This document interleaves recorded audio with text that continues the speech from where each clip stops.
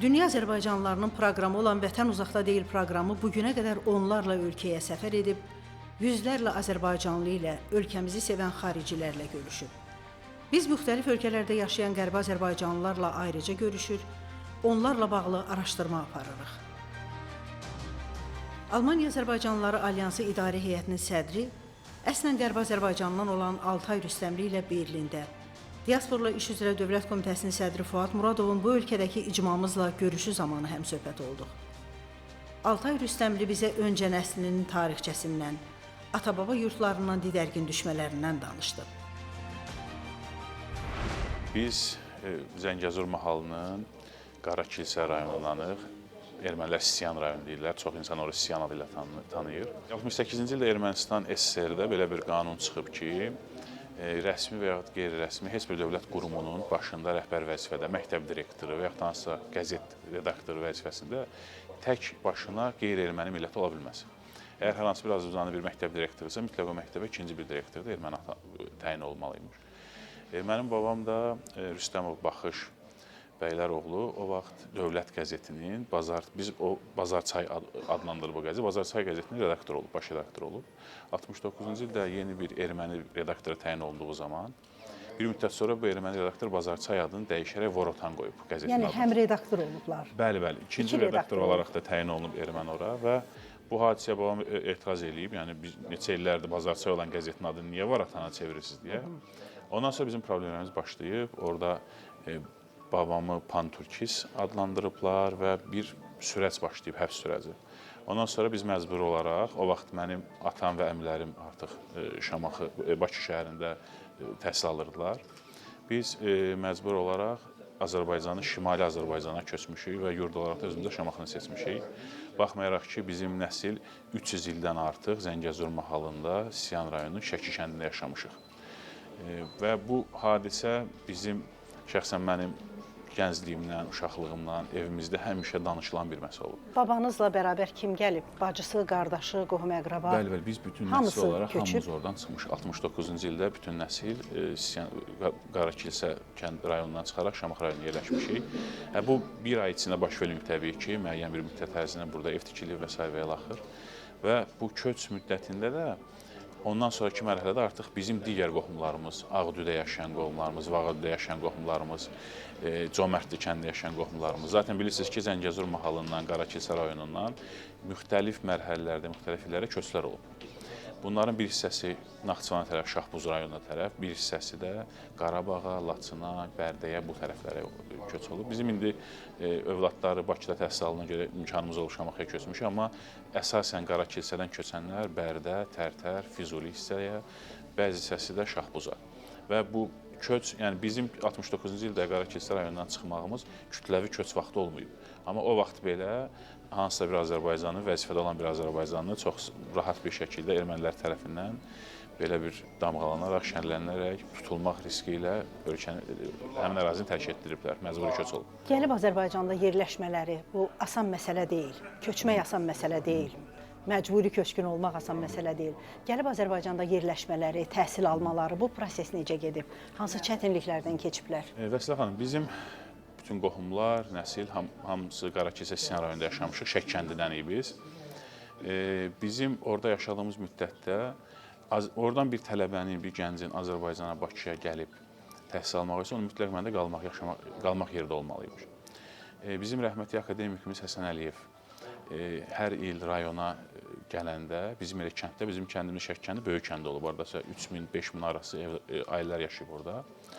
Həsən Əliyev hər dəfə rayona gələndə Şək kəndində azdan gəncləri toplayırmış və onlara Bakıda hansı, məsələn, internat məktəbində, hansı kimya biologiya təmayüllü məktəbdə, hansı fizika təmayüllü məktəbdə həm də rayondan gələn uşaqlar üçün qalmaq yeri olan təhsil müəssisələrinin olduğunu xəbər verilmiş. İmkanlar barədə məlumat Bəli, imkanlar barədə məlumat verilmiş və mənim atam və iki əmim sırf Həsən Əliyevin vasitəsilə Bakı şəhərində gəliblər, təhsil alıblar, işləyiblər və bu mərhələdə də zaten bizim oradan köçümüz də baş tutub. Artıq bizim evdə həmişə o danışılırdı ki, atamla əmim sevinirlərmiş ki, biz artıq yay tətilində Bakıdan Şamaxıya gedəcək, yaxındır. İndi gənc insanlardılar, onlar üçün təzədən Bakıdan bir də Sisiyana getmək də uzun bir məsələdir və düşünürlərmiş ki, biz istədiyimiz vaxt Siyana, Şəki kəndinə, tətilə qohumlarımızın yanına gedə bilərik.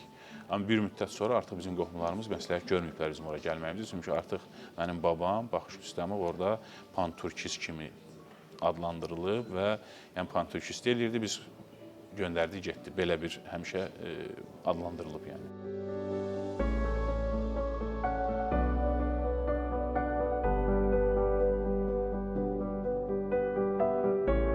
Azərbaycan Memarlıq və İnşaat Universitetində təhsil almışam. İnşaat mühəndisi olaraq bakalavr, enerji menecmenti olaraq da magistr təhsilimi almışam. Və magistr təhsilini bitirdikdən sonra xaricdə təhsil dövlət proqramına müraciət edərək Köln Texnik Universitetində ikinci magistr təhsilimi almaq üçün gəlmişəm. Və biz bayaq söhbət eləyəndə bu vətənpərvərlik hisslərindən və s. danışdıq. Mən düşünürəm ki, mənim həyatımın bir neçə mərhələsində bu babalarımın məcburi köç etdirilməsi, özümün dövlət imkanları sayəsində xaricdə təhsil ala bilməm, məni dövlətə bağlayan əsas amillərdən bir neçəsidir. Bəli. Və xaricdə təhsil dövlət proqramı ilə mən Köln Texnik Universitetində Almanlar Versorgungstechnik deyirlər, təsisat mühəndisi ixtisası üzrə təhsil almışam. Və təhsilimi bitirdikdən sonra müxtəlif Alman firmalarında, Otolüftün, Bayer firmalarında məşhur aspirin istehsal edən Bayer firmasının texnologiya servislərində işləmişəm. Və artıq 2013-cü, 14-cü ildən etibarən öz şirkətimi qurub Almaniyada alternativ enerji mənbələri və istilik nasoslarının quraşdırılması üzrə başlamışıq fəaliyyətə. Xaricdəki Azərbaycan icmalarının üzvləri Qarabağ mövzusunu hər zaman diqqətdə saxlayır, informasiya müharibəsinin güclü tərəfi olmaqda davam edirlər. Qarabağın işğaldan azad olunmasından sonra soydaşlarımız həm də potensiallarını həmin ərazilərin dirçəldilməsi üçün sərf etməyə can atırlar. Öz biliyini Qarabağın bərpasına sərf etmək istəyənlərdən biri də Altay Rüstəmlidir. Torpaqlarımız azad olunandan sonra Cənab Prezident Qarabağı yaşıl enerji zonası elan elədi və dövlət hesabına, dövlət sayəsində təhsil almış bir gənc olaraq da bu mənim üçün bir direktiv idi. Cənab Prezident Qarabağ yaşıl enerji zonası elan elədi və bu mənim tam olaraq ixtisasımdır. Və mən mütləq orada olmalıyam və ilk işim düşündüm ki, Azərbaycana və Qarabağ yaşıl enerji zonası elan olunur-olunmaz Azərbaycana böyük investisiyalar yatırıldı. Bu Mazdar firmasının, Akvapower firmasının, Səudiyyə Ərəbistan günəş və küləklə bağlı. Və mən o vaxt düşündüm ki, mən Almaniyada yaşayıram, Almaniya yaşıl enerji sahəsində ən öndə olan ölkədir və texnologiya buradan çıxır. Baxmayaraq ki, məsələn, böyük şirkətlər hələ də Çindədir, istehsalçılar, amma yenə də texnologiya, know-how buradan çıxır.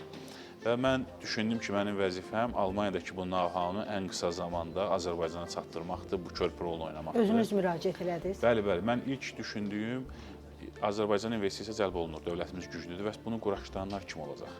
Bunun ustaları kim olacaq? Azərbaycanda yaşıl enerji sahəsində yetişmiş ustalar yoxdur. Və biraz bazarı araşdırandan sonra Əmək və Əhalinin Sosial Müdafiəsi Nazirliyinin nəzdində məşğul agentliyə müraciət elədim və Almaniyanın TÜV Rheinlandın ədəbiyyatları əsasında günəş panellərinin planlaşdırılması və quraşdırılması və külək turbinlərinin istismarı kursları açdıq. Və 3 il müddətində biz bu kurslarla fəaliyyət göstərdik. Bakıda hal-hazırda kurslarımız davam edir. Mən Azərbaycanda yeganə günəş və külək turbinlərinin istismarı ilə quraşdırılması ilə bağlı kurs keçən yeganə müəssisə bizik. İkinci bir işimiz də Qarabağda müəyyən günəş enerji layihələri, santralları qurulurdu. Orada subpodratçı və layihəçi olaraq işlər aldıq və fəaliyyətə başladıq. Bunu qaçırda bilməzdim, çünki mənim üçün çox böyük bir şans idi ki, Güləbird kəndindən, Kəlbəcərin Zarından, Yanşaxdan, bizim orada qurduğumuz stansiyalardan öz elimə, obama, Zəngəzura, Qızılcıq kolxozuna, Şəki kəndinə görə bilərdim. Və şükürlər olsun ki, artıq ordumuz bütün yüksəkliklərdə dayanıb və ora bizim bir addımlığımızdadır. Mən düşünürəm ki, məsələn, artıq torpaqlarımız azad olundan sonra biz düşünürük ki, diaspora fəal olaraq bizim növbəti hədəfimiz mədəniyyət tədbirləridir. Amma mənim şəxsi hədəfim bizim ata-baba torpaqlarımız ki, hansı ki, biz Zəngəzur mahalında, Siyanda, Qarakilsədə qoyub gəlmişik. Sivil yollarla, mən Alman vətəndaşıyam həm də, sivil yollarla müraciət edib orada öz kəndimizə getmək istəyirəm. Yəni, öz evimizi almaq istəyirəm. Oradakı ata-babama məxsus evi və mənim uşaqlığım, gəncliyim ancaq o xatirələrlə keçib. Bizim orada bir şır-şır şəlaləmiz olub, Şəki kəndində çox məşhurdur. Bütün o bölgədə Naxçıvandan hamı tanıyır oranı. Ermənilər necə adlandırır həmin kəndi? Ermənilər şükür olsun ki, tək bizim kəndimizi dəyişmirlər hələ ki, Şəki yazılır hələ də xəritələrində. Yəqin ki, onlar onu tam mənasında bilmirlər, amma təəssüf olsun Qarakilsə rayonu artıq Sisiyan rayonudur, uzun müddətdir. Amma kəndimizin adı hələ də Şəki olaraq qalıb. Amma Ağdünün adını dəyişiblər, Cömərdin adını dəyişiblər, Vağadünün adını dəyişiblər. Amma Şəki adı Şəki olaraq qalıb.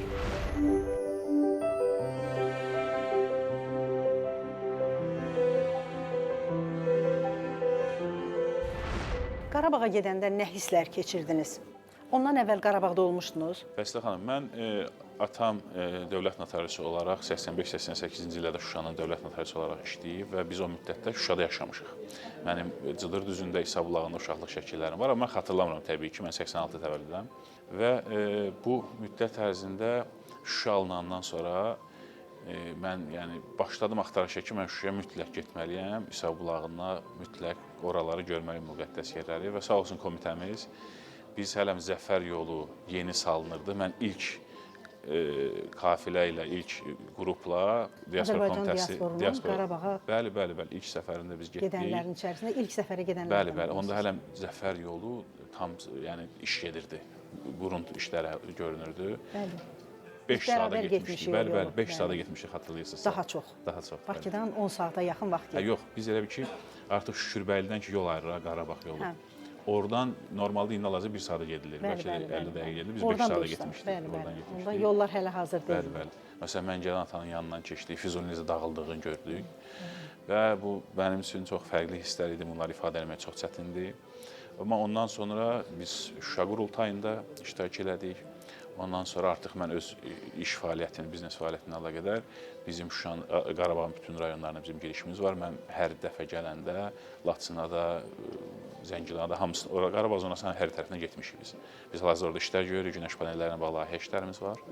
Və inşallah ki, bu layihə işlərimizi Zəngəzurda, Qarakilsədə, Sisiyanda, hansı ki, Laçından 5 kilometr, 10 kilometr ayırır.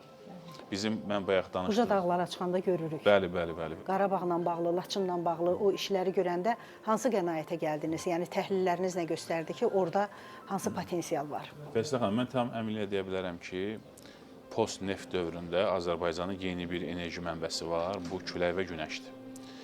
Bizim Almaniyada normal 1 kvadrat metrə düşən ən yüksək göstərici Nürnberg şəhərindədir, bu 800 civarındadır. Günəş enerjinin, günəşdən faydalanma dərəcəsi deyək. Bakı, Abşeronda bu 1000-1200 arasında, Naxçıvanda 1200-ü keçir, 1400 yaxınlaşır. Yəni, Nürnberglə Naxçıvanın 2 qat fərqi var. Yəni, bir qurulmuş günəş paneli stansiyası Naxçıvanda 2 qat daha çox enerji istehsal edə bilir. Ona görə biz düşünürəm ki, bu mənim həm də, mən düşünürəm ki, borcumdur, dövlətin təhsil almağına yardımcı olduğum bir insan olaraq. Biz bu işi amma çox planlı şəkildə görməliyik, bu təhsil müəssisələrində bunu yaratmalıyıq. Eyni zamanda onu da sizə bildirim ki, mən hal-hazırda İnşaat Universiteti nəzdində Yaşıl Enerji Texnologiyalarının İnnovativ Həllər Mərkəzinin baş mütəxəssisiyəm. Mən Azərbaycanda da bu doktor fəaliyyətimlə əlaqədar bu yeni bir işə başlamışıq. Məqsədimiz Alman know-how'sunu, Alman texnologiyasını Azərbaycana gətirmək, bundan faydalanmaq və daha dayanıqlı, daha sustainable bir sistem qurulmağında Azərbaycana dəstək vermək. Mən düşünürəm ki, dövlətimiz bu günlər üçün bizi oxutdurmuşdu və bu gün vaxtdır ki, dövlətin oxutduğu insanlar... Mütləq öz biliyinizi də Azərbaycan üçün sərf etməlisiniz. Bəs o göstəricilər Qarabağda necədir? Qarabağda əsasən Kəlbəcər və Laçın şəhərlərində küləyin çox böyük potensialı var. Ümumiyyətlə, Azərbaycanda küləyin potensialı birinci yerdə Xəzər dənizinin offshore sahəsidir. Orada səhv eləmirəmsə 50 giqavata yaxındır. Və Laçın Kəlbəcər hissədə küləyin çox böyük potensialı var. Geri qalan Cəbrayıl, Füzuli, Zəngilan bölgəsində ki, onlar daha düzən bölgələrdir. Orada günəş enerjisinin çox böyük potensialı var. Amma oralar münbit torpaqlar olduğuna görə orada yeni bir yanaşma olmalıdır. Orada kənd təsərrüfatına uyğun günəş panelləri qurulmalıdır. Yəni, oradakı torpaqlar münbit torpaqlar olduğuna görə həm torpaqlardan faydalanmalı, həm də agrofotovoltaik deyilən kənd təsərrüfatına inteqrə olunmuş fotovoltaik sistemləri faydalıdır. Biz bununla bağlı həm bu İnşaat Universitetindəki yeni mərkəzimizdə, həm də şəxs olaraq da mən Azərislik Təchizata, dövlət qurumlarına hesabatlar hazırlayıb göndərirəm, təkliflərimizi verirəm. Energetika Nazirliyinə bir neçə dəfə görüşlərimiz olub. Bu son COP tədbirində də mən iştirak elədim. BMT tərəfindən dəvət olmuşdum. COP-da da bizim yenə Energetika Nazirliyinə görüşlərimiz oldu, Azprom ilə görüşlərimiz oldu. Biz Avropalılar, Almanlar bu işlə hansı nailiyyətləri varsa, onu ən qısa müddətdə Azərbaycana tətbiq etməsində çalışırıq. Çox sağ olun, çox təşəkkür Buyurun. eləyirəm. Həm Azərbaycana verəcəyiniz fayda bizim üçün çox yəni qiymətlidir ki, xaricdə yaşayan bir azərbaycanlı Azərbaycana həm də biliyini sərf eləmək istəyir, həm də doğulduğum Laçınla bağlı, onun potensialı ilə də bağlı sizdən yaxşı məlumatlar aldım. Çox sağ olun. Yenə də görüşərik. Minnətdaram, borcumuzdur.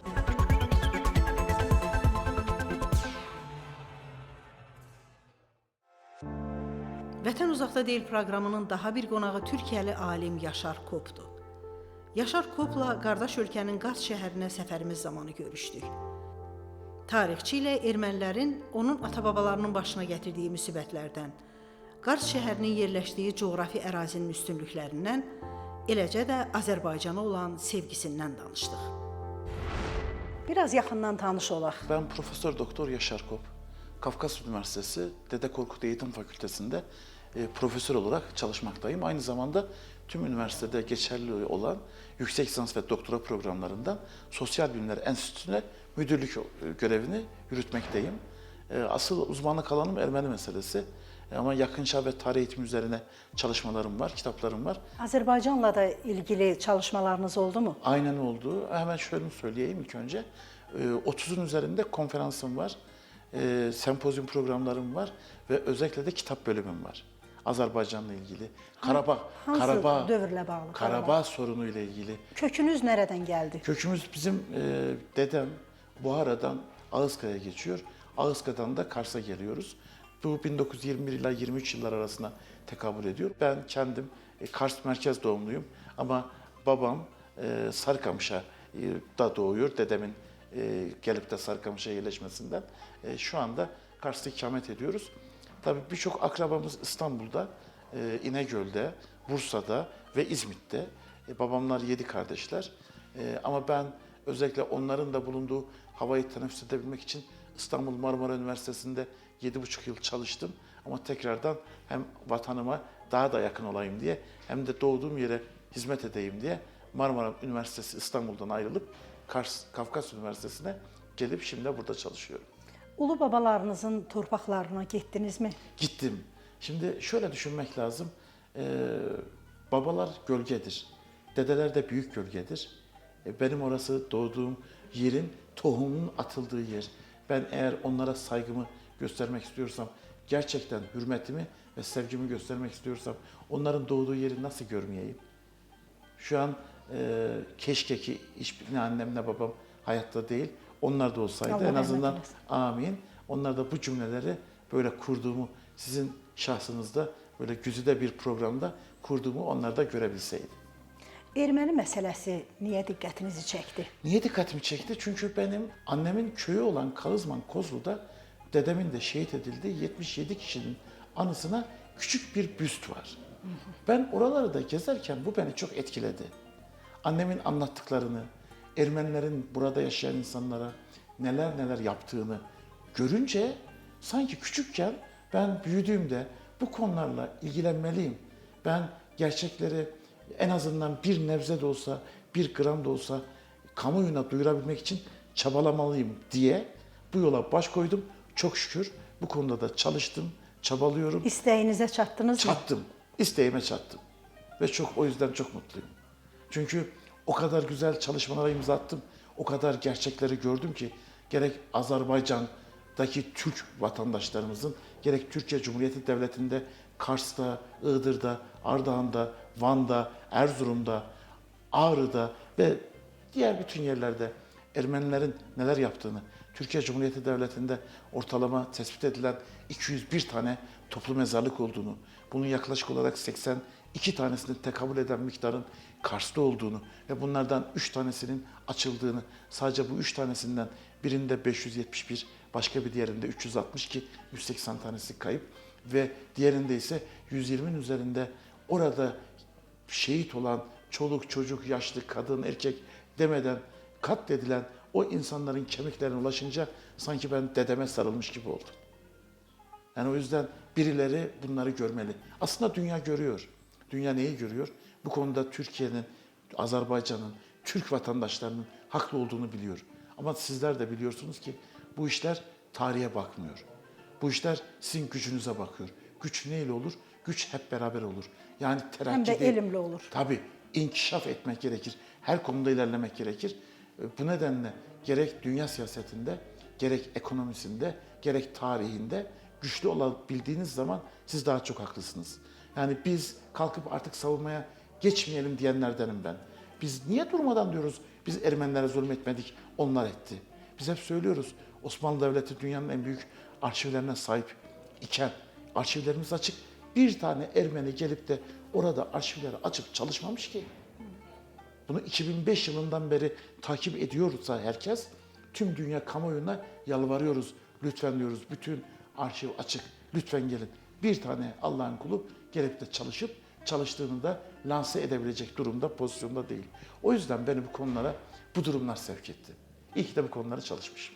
Sorum həm də Karsla ilgili olacaq. Karsın Türkiyə üçün, Azərbaycan üçün, bölgə üçün əhəmiyyətini, dəyərini nasıl Tabii hemen qiymətləndirirsiniz? söylemek lazım. Şimdi Kars gerçekten... Bir kapıdır. Tabii kapıdır. Kapıda zaten Gürcüce kapı anlamına gelen ifadeyle Kars denilmiş, Kalaski denilmiş. Ama ben şöyle düşünüyorum. Diyorum ki uzmanların, bu işin otoriterlerinin bizden yıllar önce Kaşgarlı Mahmut'tan Profesör Doktor Fahrettin Kırzoğlu'na gelinceye kadar bu yöreyle ilgili söyledikleri muazzam bir şey var. Burası bir köprü. Neyle köprü? Kafkasya ile köprü. Tıpkı kim gibi? Tıpkı Tiflis gibi. Burası köprüyse, burası bir kavşaksa, burası özellikle Türkiye Cumhuriyeti Devleti'nde de birçok ilin özelliğini, bir Uludağ'ın, Bursa'nın, bir Çanakkale'nin, Sarıkamış'la, bir Konya Mevlana'nın Harakani Hazretleri ile hocasının olduğu Kars gerçekten tüm özellikleri üzerine çekebiliyor. Orhan Türkdoğan'ın Etnik Sosyoloji adlı kitabında da söylediği gibi burası 72 milletin yaşadığı bir yer. Burası gerçek mahiyette bir serhat. Yani burası baş sınır. Ser, Farsça baş demek, hat sınır demek. Burası gerçekten bir baş sınır. Şöyle bir sağımıza solumuza baktığımızda dünyada olup bitenleri görüyoruz. Vatansız ne kadar çok insan var. Vatanın olmadıktan sonra dünya senin olsa ne olur ki? Qarabağa getmək imkanınız olsa hansı şəhəri görmək istəyərsiniz? Şuşa'ya giderdim. Orayı çok, nedendir bilmiyorum. Orayı çok istiyorum. Ama bir de özellikle Hocalı'da katliamın yapıldığı o yerde ki Kars'ta da merkezinde benzer sayılarda insanlarımız maalesef şehit olmuş, katledilmiş. Fakat yakın zaman olduğu için, hani ben bir tarihçi olduğum için tarihi bir mekana giderken kapının kulpunu tuttuğumda benden önce buraya acaba hangi sultanın eli değmişti diye hissedebiliyorum.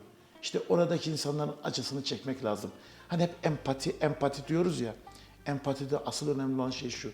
Brain Fay'in söylediği gibi ben beyaz insanları siyaha boyayarak zencilerin ne çektiğini anlayamam. Ama ben oradaki insanların kafası şuradan yarılan bir amcanın ya da kolu bacağı kesilen bir kadının, bir çocuğun acısını hissedebilmek için o Hocalı'daki o mecrada elimi onların her bulduğu yere dokunarak o elektriğin bana geçmesini, onların bir nebze de olsa manevi anlamda acılarını azaltıp kendi acımı çoğaltmak amacıyla oraya gitmeyi çok isterim. Təşəkkür edirəm. Ben Nə teşekkür yaxşı ki ederim. biz Kars'a gəldik, nə yaxşı ki sizinlə görüşdük və bu gözəl söhbəti sizinlə apara Ben bildik. teşekkür ediyorum. Çok sağ olun. Çok sağ olun. Minnətdarıq. Bilmukabele.